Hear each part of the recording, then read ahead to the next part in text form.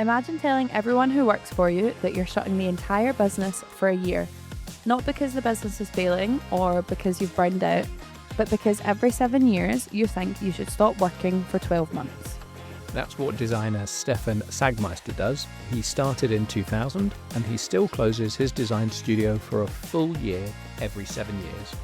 And here's the idea behind it. What if, instead of saving all our time off until retirement, we borrowed a few of those retirement years and sprinkled them throughout our lives?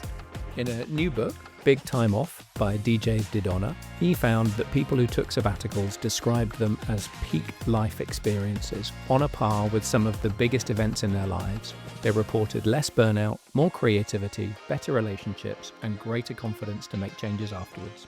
So why do most of us wait until we're exhausted, made redundant, burned out, or retired before we give ourselves permission to stop? That's what we're discussing in this episode. Welcome to the Gen XZ Exchange. I'm Chris Perkins, Gen X parent, now 50-something empty nester. And I'm Lily Perkins, Gen Z career explorer. We swap insights on career choices, work, and life in general. So whether you're a Gen X parent trying to figure out midlife's challenges, or a Gen Z young professional or student figuring out adulthood, you're in the right place. So let me explain a bit more about Stefan Sagmeister. He's probably one of the most well-known and celebrated sabbatical takers. He runs a successful design agency in New York. He's done things like design album covers for the Rolling Stones and packaging for perfume companies. And he says he'd got a bit bored with the work he was doing, and the work he and his team were doing had lost its originality. So he decided to take a year off. And for all of his staff, with more than 3 years service, he guaranteed them their jobs back when he returned, but they'd have to do their own thing for a year. But he says the time off more than paid for itself in the ideas everyone had in that time, and then the work they were winning when they opened up again.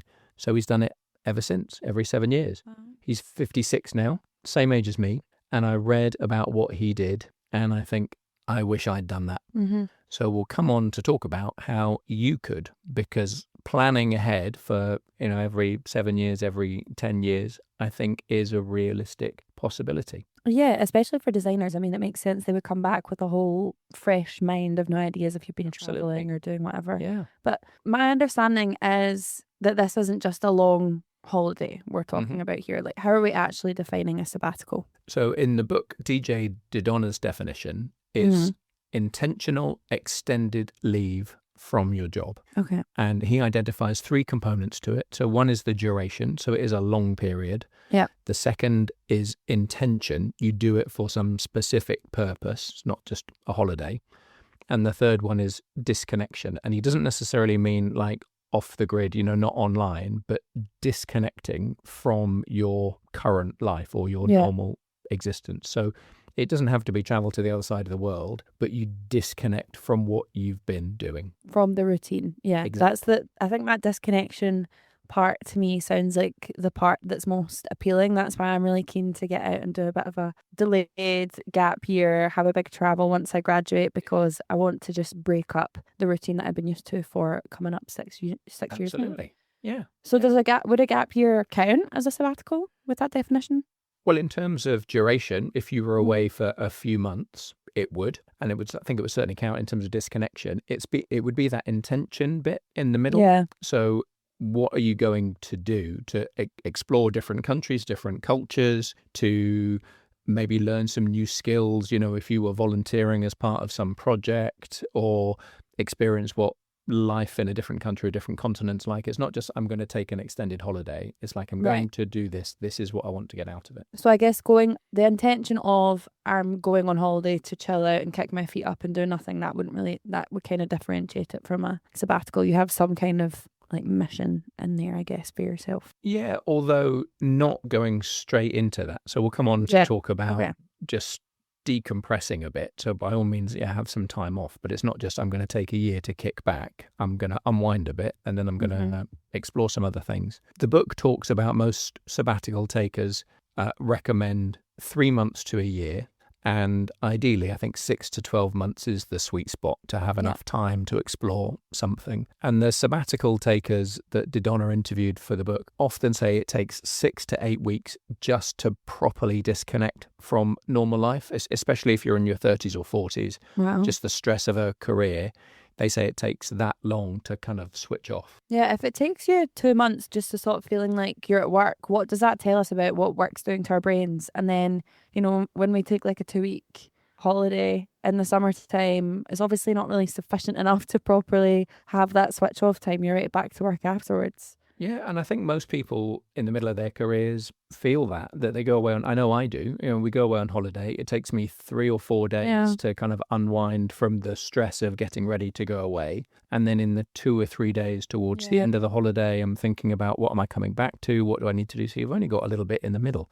Whereas if you know you've got a big, long stretch coming off, if you've committed to 3 months or 6 months or 12 months, Takes the pressure off. takes the pressure off. Exactly. Yeah, so I was curious as to where the concept of a sabbatical came from. So to get into the language side of it, the word actually comes from Hebrew, sabbat, which means to cease or rest, and the agricultural tradition of allowing fields to lie fallow every 7th year. Then Harvard introduced the first formal academic sabbatical policy in 1879 for academic staff to rest, study, do original work, do their own thing, whatever. And then it kind of became a norm in academia quite quickly. So Sagmeister's 1 year and 7 isn't actually a new idea at all when you think about the farmers that were doing it back in the day. Yeah. I think it's a very common thing in academia, but now we're seeing it more in business. There aren't many companies that I'm aware of that offer paid sabbaticals. That's still unusual. There are some, so companies like Adobe, Deloitte, Intel, they offer them. But in the UK in particular, I think it has become more common for companies to have a career break or an unpaid leave policy. So you can take an extended period of time off that's unpaid and you're guaranteed a job back. Usually you're not guaranteed the same job, but they'll take you back. So it's not like you got to quit your job and then find another job when you come back. So I would definitely suggest when you're looking for like a proper job after uni, you look for companies that at least offer that career break policy if it's something you want to take them up on at some point.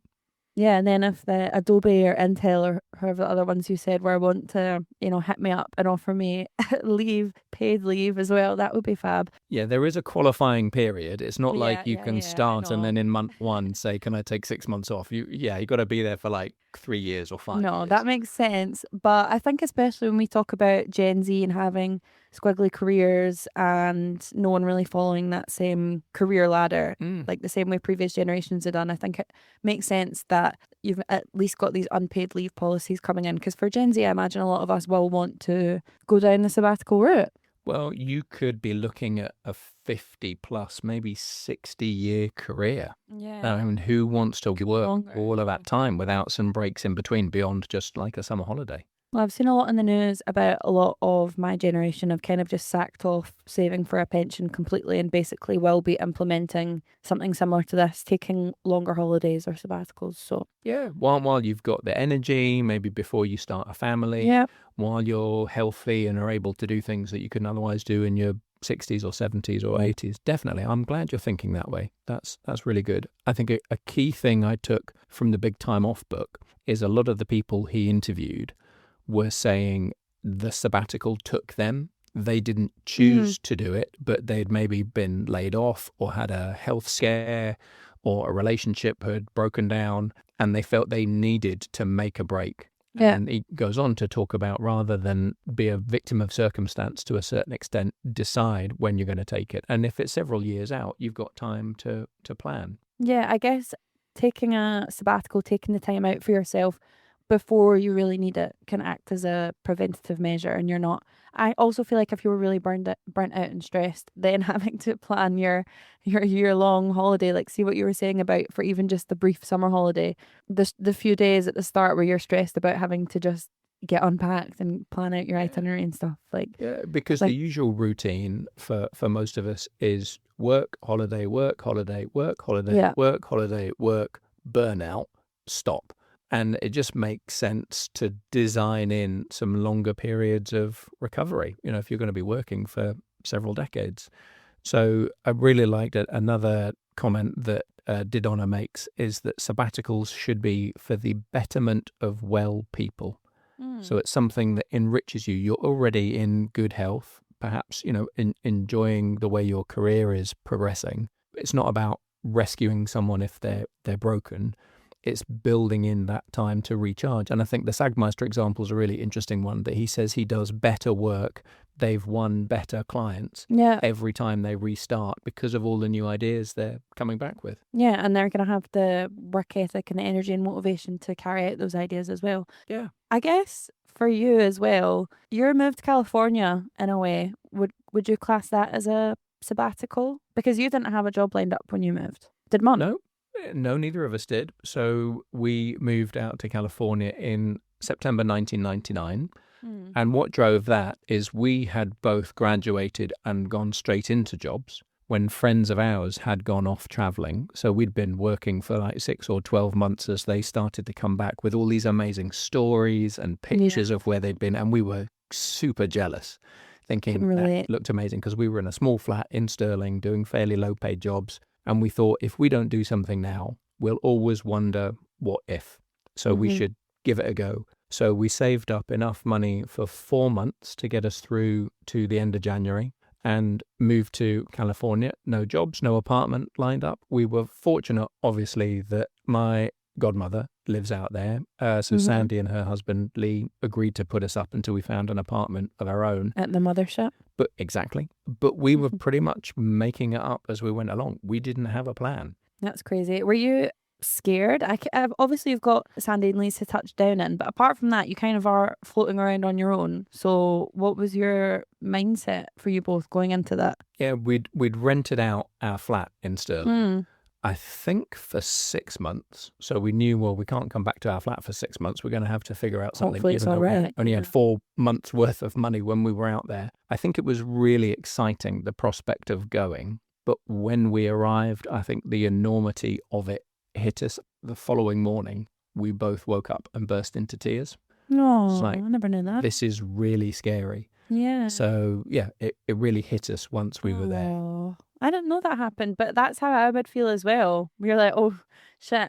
We're a long way from family. You're not knowing. It was like, oh, my goodness. Not like you can call your mum and say, you need to come and pick me up. I'm scared. Exactly. Yeah. So how long did it take you for both of you to find something? And in that period between, what were you actually doing if you weren't working, just chilling out? Well, lots of the activities of kind of establishing ourselves out there. So getting a driving license, it took us 6 weeks to find an apartment, sign the lease. And then we went to lots of yard sales and garage sales to furnish that, which was quite fun.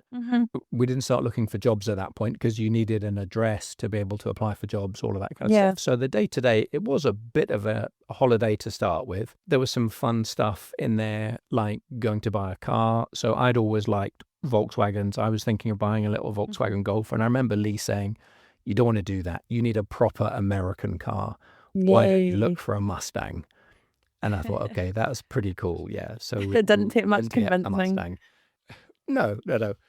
And it was an old ropey one, so it wasn't hugely expensive, but it was a fun car to drive around in. So yeah, it took us a while to get established. And then it was early January. We both started working about the same time. So we were getting nervous in the run up to Christmas, thinking like, if we don't land something pretty soon, we're out of money and we've signed the lease on this apartment. We're pretty stuck. So that was quite motivating to sort things out. So obviously you were doing all this when you were younger. Like you said, you had FOMO and you were like, if not now, when? And I think you've had conversations here, and we've had conversations about like what you guys are going to get up to in your retirement and things. But in the run up to your retirement or after your retirement, I'm curious if you would make the same decision now, if you plan on jetting off with Mum anywhere at any point. I think if money was no object, we would consider a property abroad to spend some time in a warmer climate than Scotland. Yeah. That would be quite nice. Realistically, that probably won't happen. I think what I did take from it, because we came back after a year and then started thinking about starting a family, and you came along, and then Charlie. I think what it really impressed upon me is I would recommend to anyone to spend some time living in another country. Yeah. For all sorts of reasons. Just the cultural experience, the get outside your comfort zone, do something different. It was absolutely worth it for that. So yeah, spending time in another country, well worth it. Whether we can do that in a retirement, I don't know. I don't think we'd want to leave Scotland permanently. No, fair enough. Yeah. But being able to go somewhere warm in the middle of winter is quite attractive. Well, it's just nice if you think about that first morning where you guys were crying, and then after the year, all of the experience that you gained. And I guess when we talk about the whole disconnection and the intention, and then what was the other one? Duration, intention, disconnection. Yeah, so duration, you checked all the boxes. Yeah, it was 4 months until we kind of got jobs and settled in, but we were away for a year. But then also the other big thing, we wanted to answer this question about what if. We chose to move back to Scotland. We kind of committed. That's where we wanted to start a family. That's where we wanted to be close to family and friends. So it absolutely served its purpose in that respect. If the intention was find out what it's like to live abroad, we experienced that. And then we realised we wanted to be back in Scotland, and we've committed to being in Scotland ever since. So yeah, it was great. So we've spoke about the possibility of you doing it in the future, and we spoke about California, but have you ever had any other opportunities throughout your career to have another sabbatical? So I did have one, actually. What would kind of count as a sabbatical, and I kind of feel I wasted it. Oh, really? So when I was 38, I was headhunted to go from one company to another, and I was headhunted by a competitor. So the company I was leaving invoked a garden leave clause, which is where they pay you for a certain amount of time to stay at home and do nothing, to sit out in the garden, basically. So you are detached from what the business is doing and client conversations, and you don't know what the numbers are. So it's a period of time. So you're, less of a threat when you go to the competition. Yeah. And my boss at the company that I was joining knew I couldn't start for 3 months because I was on garden leave for my previous employer. I remember him saying to me, Chris, you may never get this paid time off in your career ever again. Use it wisely. And if I think back now, I can't remember what I did in that time. Really? Yeah. Oh, gutting. I spent the time at home. You were 5, Charlie was 2. So I probably spent a lot of time at home and would have really, really enjoyed that. But we didn't do any big trips. Obviously, Mum was working. We had the 2 of you. So it was mostly at home. And 3 months does kind of fly in as well. You would feel like you've blinked and it's over. I mean, I would like 3 months off work paid, don't get me wrong, but Absolutely. It's not an awful lot of time to pack hunters in. Yeah. Do you have any memory of me being around more when you were 5 years old? So that was maybe just as you were about to start school, or maybe you were just in P1. Yeah, I must have. I mean, I guess it depends on where in the year it was, but I don't really remember much from being 5 anyways. And that can't have been the same time. I remember you helping me with my homework a lot, and that turning into a lot of screaming matches, but I feel like that wouldn't have been when I was was just an ongoing thing. Yeah. So no, I can't remember anything specific, unfortunately. I could have used that time to learn another language. Always wanted to learn Italian. I could have done it then. I didn't really use it for any purpose. Did you do any Italian in that time, or did you? No. Because I remember you having Italian CDs in the car at one point. That must have been later. Yeah, because that was after we'd done it. So we honeymooned in Italy. So sort of fell in love with Italy then. And we'd been to Italy for a couple of family holidays since. And I did start to kind of dabble in trying to learn Italian then. But 3 months without a lot else to do, that would have been the perfect time to do it. And it just didn't occur to me to do anything. So I regret not following Michael's advice, because I should have made more of that time. And I have never had an opportunity like that again, apart from lockdown, obviously. But I wasn't getting paid in lockdown. And that was a different set of circumstances. So yeah, if anyone who gets a period of garden leave, treat it like a sabbatical and do something intentional with it. Well, let's go through that now. I want to know, for my future reference, what makes a good sabbatical. Let's go through how, I actually think this is something that I will implement, and I want to know for each kind of phase, let's say I'm doing a year, if it's traveling or a working holiday or whatever, I want to know what's up, what I'm doing. Yeah, how to make the most of it, how to do it well. So I would say the first thing is don't turn it into another productivity project. And I don't have to worry about that. I definitely wouldn't do that. Right, okay, fair enough. But you definitely need to detox, this idea of taking a few weeks to decompress and sort of switch off from everything. And I think for the kind of alpha achiever types, that's really difficult, because especially if you're quite far into your career, you've been conditioned that you just have to work hard all the time. So it's difficult to switch off. Yeah, you would definitely have been the person to sit down on day one and make a spreadsheet called like sabbatical objectives, like all the skills you're gonna, all the stuff. You would have turned it into another mind map or something. I didn't do that at 38, but I've learned that lesson. I would do it now, but no, you definitely need some time to switch off.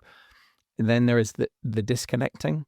And I think from, these interviews I was reading about, a lot of people regret checking in with work, keeping an eye on email, agreeing to take the odd call. You just need to switch off, completely disconnect. So no LinkedIn or anything, just like nothing, even just a 1 hour team call once a quarter. It's amazing how much that gets your mind turning again about work stuff. So you just need to let all of that go.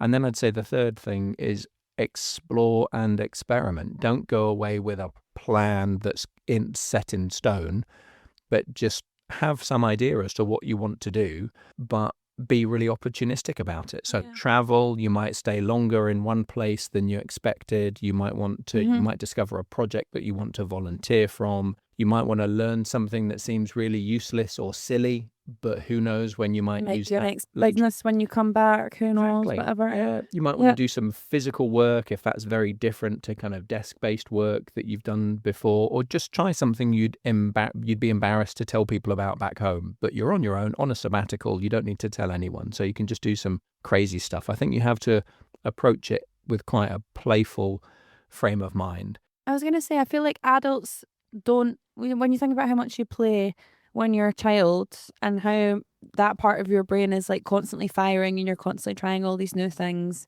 and like that's just something you don't do when you get to adulthood. Yeah, we don't play, we don't experiment enough. So it's not doing something with the objective that this is going to help me get a job when I get back home, or this is some kind of hard skill that I want to master. It's just kind of have fun, experiment. And I think a lot of people that do that kind of thing didn't realize how that would then change their trajectory or change their thinking when they got home, because they'd experienced something completely different. And then I think the fourth element, which is really important, is that you have to synthesize everything you've experienced as you're coming back, but don't start 2 months before the end of the sabbatical applying for jobs and going back on the job boards. You just have to trust that you will figure something out when you get back. So maybe about 10% of the time before you come back is focused on, what job opportunities are there, reconnecting with some of your network connections, all of that kind of thing. Yeah, it's like a gradual change instead of all of a sudden your head's back in the books. Yeah, and thinking like, what do I want to bring back into my normal life at home from everything I've learned on the sabbatical? And again, like Stefan Sagmeister says, his business has evolved into something completely different every time he's come back from sabbatical, from integrating things from other cultures. Local art has influenced designs that they've done, all of that kind of stuff. Yeah, amazing. My suggestion to you, Lily, is you should plan to take a 6 to 12 month sabbatical every 7 to 10 years for the rest of your working life. I think I might take that suggestion up, to be honest. That sounds pretty good. And it probably sounds like a bit of a fantasy at the moment in terms of like, how would I make that work? Yeah. But if you think you could have a 50 plus year career ahead of you, why would you save all of that freedom for your 60s and 70s? Enjoy some of it as you go, sort of sprinkle it in that career. Yeah, I've always thought that. I feel like I am pretty sensible with my money and putting away for the future, but I do kind of think there's, I could get hit by a bus tomorrow and then you've got like your entire retirement fund just sat there and you didn't do anything. So with it, it's this idea of borrowing time from retirement, not waiting until you reach retirement age to then do all the things you wanted to do, because who knows if you'll get there and you might not be healthy enough to do it. Yeah. Well, if I need a nap to get through a 24-hour day as it is, I dread to think what I'm going to be like when I'm 70. Yeah. I'm not going to be climbing up the Great Wall of China and all the rest of it when I'm retired. Tell you that much. Yeah. So this all obviously sounds great to me. I'm all for it, but I would like to know how people are funding this, because it does seem like 6 to 12 months is a long time to not be working? What's the plan? What's recommended here? It is. When you graduate, you're probably not in a position to take 6 or 12 months off straight away. You might just take some time to go traveling. So this is about planning for 7 to 10 years from now. And that's quite a long runway. So funding the first one would be the hardest. Yeah. But my suggestion would be if you tried to save 10% of your income into a sabbatical fund, and you did that for 10 years, ignoring any kind of returns on how you'd invested that money, you would have accumulated the equivalent of a year's salary over the course of those 10 years. That would be enough to survive on, particularly if you went to countries with a lower cost of living. Yeah, and then if you've got a place, if you're going and living somewhere else and you put your place on Airbnb or whatever. Yeah, so if you have a property, you can rent it out. That generates some income, covers the mortgage. But let's say you have that saving plan for up to 10 years. For the first one, the key thing would then be to not spend all of that money and start from scratch next time round. Yeah. If you spend half of that money, you leave the other half invested to earn interest for the next 7 to 10 years. And then, this compounding effect. Yeah. That money would be sitting there growing for 10 years, as well as the other savings you'd be putting in. And then 7 to 10 years later, you've got a pretty healthy fund and you keep going like that. So over successive cycles, you're increasing your earnings. You can maybe save a bit more. The remaining capital's compounding. It makes future sabbaticals easier to fund. The earlier you start, the better. Yeah, and I guess for me, I could maybe start off with a 6-month holiday and then do it 8 months the next time, whatever. But also if I wanted to start off with a less expensive first sabbatical and maybe take the time completely off for the first few months and then go and do a working holiday somewhere. So then I've got some income coming in to kind of supplement it a bit. Yeah. When you take into account the compounding, I guess that would be, if you're doing every 7 to 10 years, that would be manageable. Yeah, and if you were going to do this every decade, money you're saving in your 20s, by the time you reach your 40s or your 50s, that would be a nice little nest egg. Yeah. And the temptation would be to, put that into property or, spend that money, doing something else. But I think this is about taking the time out and having some experiences you wouldn't otherwise have. People talking about sabbaticals being peak life experiences, seeing some places you would never otherwise get to that are off the beaten track. And at this rate, Gen Z is never retiring and we might get hit by buses. Yeah, you may as well enjoy it while you can. I think you are fortunate enough to have another route because of your inheritance from granddad. You're in the fortunate position where you may be able to own a property fairly early on. So once you're on the property ladder, what I'd suggest is you don't keep trading up with bigger and bigger mortgages. You think any money that you make from a property that appreciates is buying you time instead of buying a bigger house. Or you buy something as a project and do it up and add some value, and then you can maybe borrow a bit against that added value. But you've got the property as an asset to kickstart it. So you improve a property that you've bought. As you said, you rent it out while traveling. That covers the mortgage. You could sell the property and the money you've made could part fund a sabbatical and the rest could be invested so it's a deposit for when you come back. Or the other thing to consider that we've done for a few holidays is a long-term home exchange. Yeah, I'd love to do one of them. Free accommodation. And there are people on the home exchange sites that are looking for 2 months, 3 months. That would be amazing. And, it could be amazing accommodation in some wonderful locations and you don't have to pay for it. Yeah, I'm really, really keen to do a home exchange at some point because I remember doing them when we were younger on family holidays. And it just means that you could stay for longer. So that kind of solves the issue of, for you guys in California, you kind of went out there and if you didn't have Sandy and Lee's place, if you didn't have the mothership, you could have potentially done that. We could have done that, but we needed Except I'm not sure everyone wanted No, but we needed the rental income from the flat to, kind of cover the mortgage and cover some costs. It is just important to say at this stage, we are not giving financial advice. So this is all like a conceptual framework. So we can't take any responsibility for the tax implications and investment returns and inflation. Or if you get someone mental and you swap houses with and they completely wreck your gaff, that's nothing to... Well, yeah, you're insured against that. But no, please don't take this as financial advice. But the idea is there are ways to kind of fund that sabbatical. So you spoke about it a bit there when you were recommending not necessarily constantly trading up and up and up for bigger and bigger mortgages. I think it's interesting because I feel like the society we live in, everyone's always trading up to accumulate a bigger house or a nicer car or whatever. But when you think about factoring sabbaticals into your life, you can kind of convert wealth into life experience rather than constantly looking for a flashier car or even like a new phone or a bigger house. I think that's an interesting, I don't know, philosophical question about the difference between generations. I can see this being a big thing for Gen Z, definitely. Yeah, as in not wanting to have all of the trappings of, a successful life, instead having the time and the experience. Yeah, definitely. Yeah. Definitely. I think that's a common, when I've talked to friends and stuff, that seems to be quite a common idea between all of us, is like, why are we bothering to, like, half of us aren't going to get on the property ladder, like, what's the actual point? Why don't we go out and have experiences rather than things? Yeah, which is great, because I think for Gen X, we were mostly all following a template, which was get a good job, buy a house, start a family, really traditional, conventional career stuff. Yeah. And then the inevitable comparison, like, am I doing as well as my neighbors and my friends? And sometimes feeling you need to keep trading up. And every now and again, when someone did quit the rat race, move to somewhere more remote, it's really odd. Often it's perceived as quite a strange thing to do, whereas it should it's like be you're the norm. removing yourself from society, like you're like an outcast or whatever. Yeah, and we don't need to consume so much, and we don't need to accumulate stuff. And actually, you get to midlife, and a lot of people are fed up accumulating, and they're trying to edit their lives down.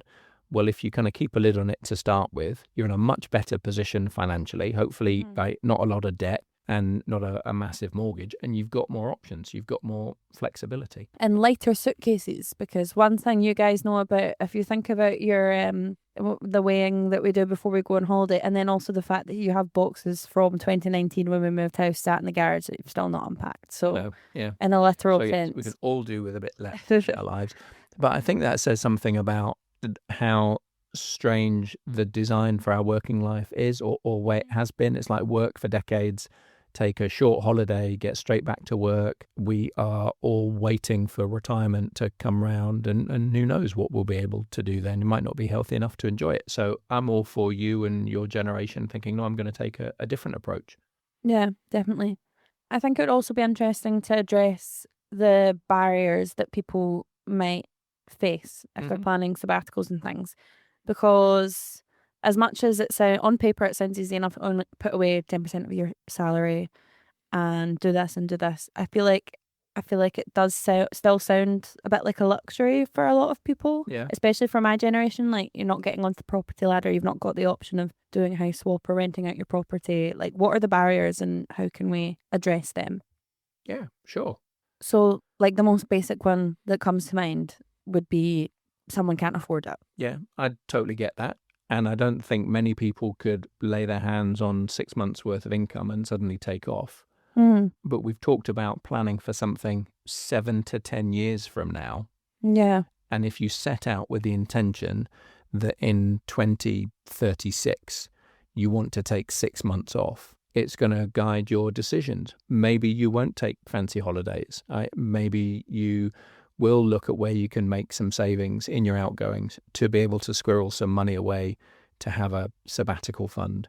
So, yeah, very few people can afford it straight away. But I think if you plan for it, we're talking about a long enough horizon where you might be able to do something. And maybe it isn't 6 months or a year the other side of the world. You can still have a sabbatical in the UK or wherever you live. It's just about disconnecting, doing something intentional, but also finding maybe somewhere you want to go where the cost of living is a lot less. You don't need to replicate your income here to live just as well or close to it in some other countries. That makes a lot of sense. And when you factor in the time, it does seem more manageable. But I think another thing, like for me, I'm imagining coming out of uni, maybe taking some time off, traveling for a bit, getting into a job, it almost feels as if it would be like a step back to be in a job or a couple of jobs for however long, and then having to turn around to my boss and say, oh, by the way, I need to go away for a year. Like, is that a thing? Are you allowed to say, I'm away now? I'll be like, can I have my job waiting for me? How do you navigate that side?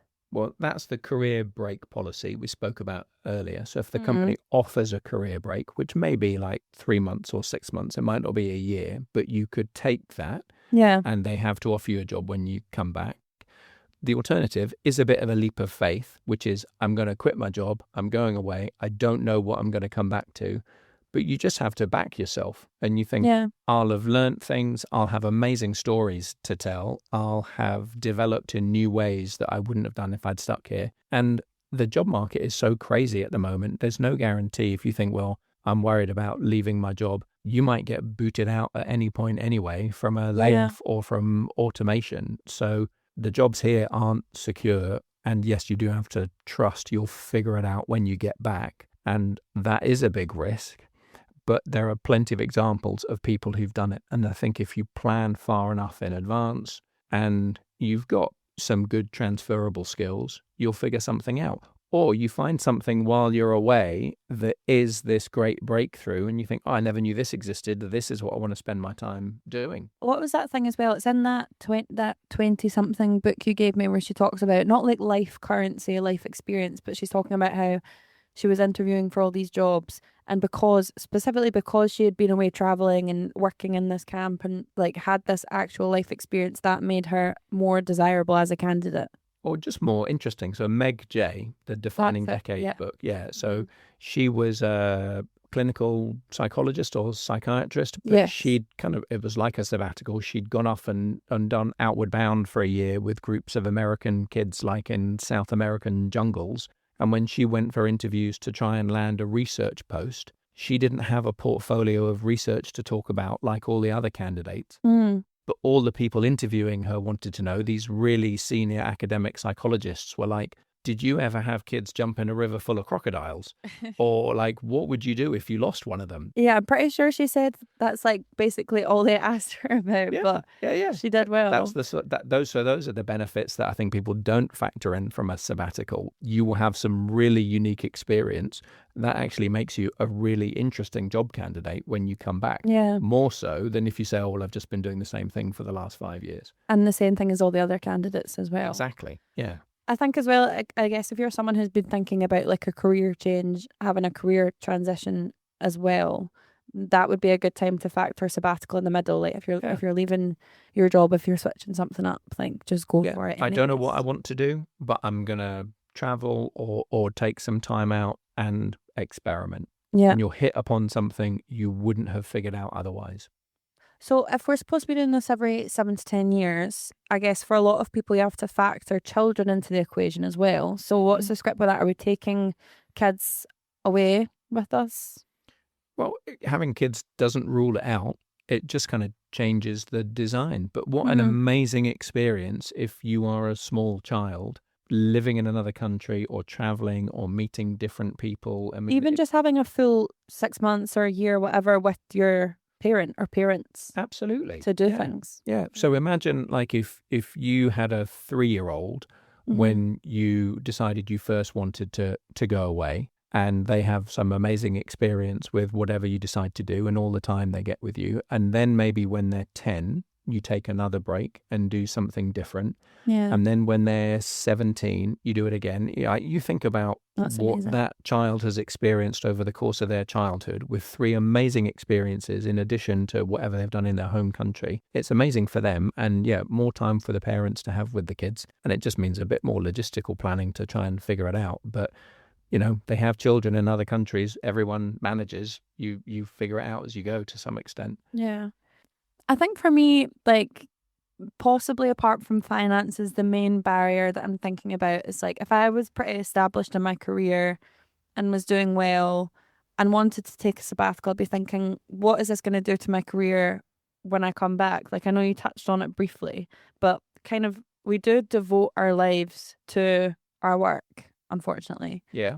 And if you are lucky enough to be in the position where you're really passionate about what you're doing, or like you kind of worry what is going to happen if you leave and everyone else is left to like run loose, like I feel like that would be pretty much the major concern. And I think that is a genuine fear, this idea that if I go away for a year, will everyone else have moved ahead of me? That's that social comparison that we have to get over. But equally, people, as you say, are very devoted to their careers. But if you give yourself a window with a bit of flex, say 7 to 10 years, if the 7th year is coming up, you think, actually, I'm in a really good place career-wise. I've got an opportunity to get a promotion or make a bit more money, which I can bank for a couple of years and then plan on going away. You can make that work. But equally, one of the things sabbatical takers talk about all the time is the fact that what they experience from doing it makes them so much more resilient when they come back. If you imagine the prospect of quitting your job, maybe moving to another country where you don't have anything lined up, and then coming back and having to start again, if you manage that, and pretty much everyone does, how confident would you feel in your ability to do that again? And if you think back to the life transitions episode we did, where we talked about life quakes, everyone's going to experience those life quakes. If you've built this resilience and confidence, knowing you can move to another country, survive without any grand plan, maybe survive on a lot less income, come back and pivot and do something different. Figure it out, Yeah, that gives you a huge amount of strength to draw on for whatever comes at you in future, whether you're traveling or not. Yeah, fair enough. Okay.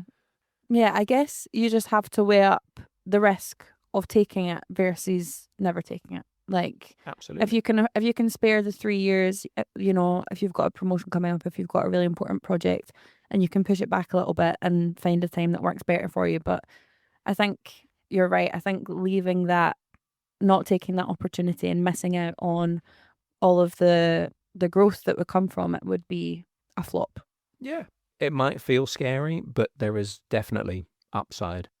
I think for Gen X, the biggest barrier is thinking, well, what if it's too late for me? I'm thinking, I'm 56 now. I'm never going to get the opportunity to do it again. Yeah, I was kind of thinking that when you're talking about it. It makes me sad that you've not been able to do this. This is something that I want to do, and I don't want yourself to just wait till you're retired. And then, like, I feel bad for Gen X now. Well, the plan Mum and I have is to do something at 60, like the big road trip or a big journey. So maybe coming out of full-time work, but still doing something to earn an income we can work more flexibly with.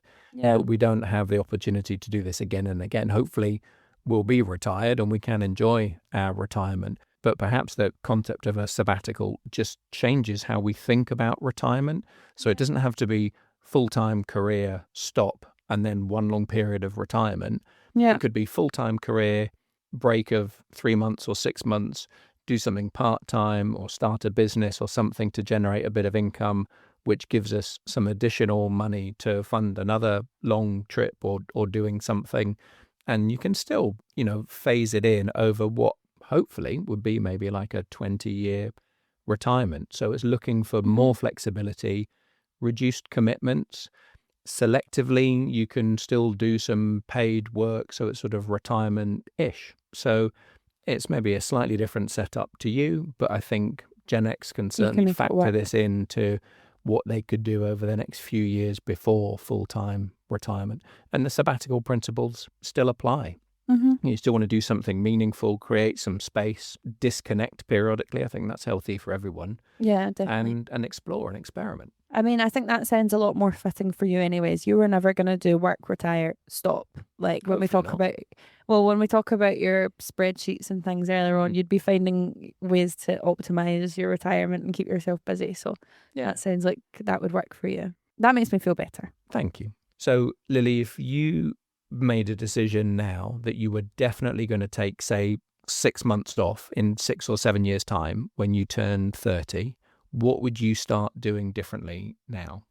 Well, I think this has definitely inspired me to put some money away into a pot for a sabbatical. Because I think, as I've said throughout this whole conversation, I think for Gen Z, this is probably the way that we can milk the most enjoyment out of life. Yeah. And I certainly don't want to be waiting around until I'm old. Like I say, I need a nap to get through the day as it is. I'm really going to struggle when I'm retired. So I think putting money away now, and then also knowing me, probably start planning, like if I am going away, I need to start planning my outfits and my packing and how I'm going to transport all my hair tools about now as well. I think 7 years will It's a probably big be enough challenge. time.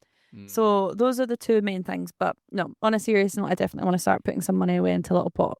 And the beauty of having that length of time is small amounts now will grow over time. Yeah, they So it doesn't have compound. to be, you know, it don't have to break the bank with like just living off baked beans and not spending any money going out, but Yeah. being a bit more sensible and just saving 10% if you can manage it. Yeah. And you know that's going to give you a decent fund to tap into 7-10 years from Just now. automating it on payday. Yeah, you can like do. a little Put chunk. it away and leave Yeah. it there. Yeah.